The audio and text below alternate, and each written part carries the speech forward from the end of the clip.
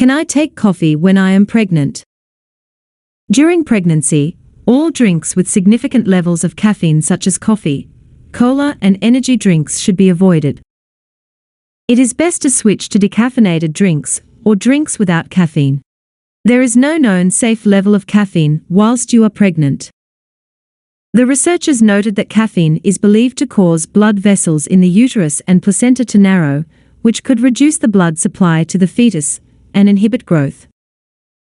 Some women find they become more sensitive to caffeine during pregnancy, reporting that even small amounts make them feel jittery and anxious. Caffeine can also affect sleep, causing pregnancy insomnia, and it may make morning sickness worse. Experts advise women to limit caffeine during pregnancy to less than 200 milligrams a day, which is about 1 cup of coffee. It's a good idea to cut back as much as you can, though, because even smaller amounts could affect your baby. Plain water is always a great choice, but sometimes a cup of herbal tea is a great drink to help ease nausea during pregnancy.